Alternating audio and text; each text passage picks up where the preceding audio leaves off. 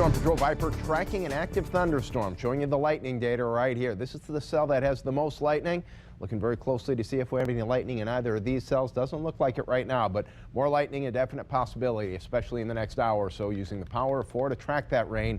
We're waiting all afternoon for this rain to develop. Finally it has, as the sea breeze has obviously kicked in. East Coast sea breeze, West Coast sea breeze kind of meeting right on top of Southwest Florida, so most of these showers kind of moving almost directly from the south to the north. Let's zoom in, and these are developing very, very quickly in Collier County. Here's one that's just popped up a little bit to the east of Marco. That one probably getting bigger in the next 15 to 20 minutes or so. One that's right on I-75, right as you take the turn and pay the toll to get onto Alligator Alley. That's where it's raining pretty hard right now. Here's the one that's overtaken San Carlos Park. This one has some pretty good lightning in it, moving into the South Fort Myers area. Fiddlesticks, Old Hickory, you're probably going to get some of that rain and lightning. There's Daniels Parkway and I-75. This cell, as I told you before, starting to overtake a good portion of Lehigh, especially central and western Lehigh. And then in Charlotte County, one that's developed over the interior. A few more that are popping up there close to Palmdale. Wouldn't be surprised if those had a little bit of thunder and lightning in them too in the next hour.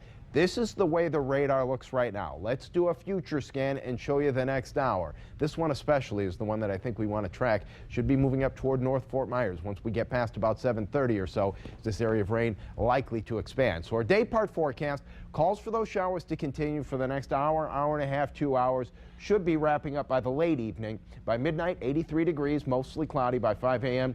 will be muggy and warm. The area of low pressure we've been tracking in the Gulf of Mexico, you can see the spin on it right there.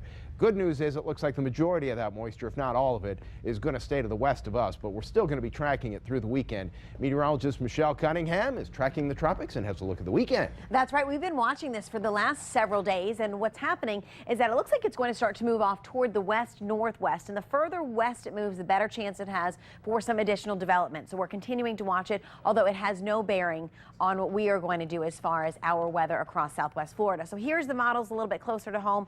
Put this into motion, and we have a dominant easterly wind tomorrow. What that's going to do, going to allow a lot of the air to move across the peninsula and warm up. So temperatures over the next couple of days going to be a little bit warmer than we typically see. So we're looking at 92 to 94 for a high, so very warm. And then as we see the sea breeze developing, we'll see those showers kind of blossoming along the coastal corridor and then moving their way from south to north. Very similar to what we're seeing today. Then we put it into motion for Sunday as well, and it looks like rain chances both days going to be in the 40 to 50% range. So we're looking at pretty good coverage, but again, with that easterly wind fairly strong throughout the day, it does pin those showers a little bit closer to the coastal corridor. So we're looking at some activity there. And then on Monday, again, we're just setting up for our typical rainy season pattern with easterly winds and then that sea breeze developing. But again, because we're going to see those showers developing late, we will have hot, humid conditions for the first part of the day, and then we'll see those afternoon showers and thunderstorms developing. So temperatures over the weekend are going to be certainly on the warm side, not only for our inland communities, but we'll see harbor zones hot and hazy in the morning,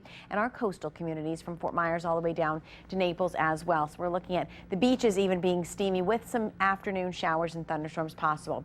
Looks like southeasterly winds at about 10 knots for the boaters, seas at 2 feet. So the next several days, it looks like we will have dry mornings and wet afternoon showers and thunderstorms. Going to be hot out there. And of course, if you need interactive radar, go to our website anytime, fox4now.com. We'll send it to the desk. All right, your kids.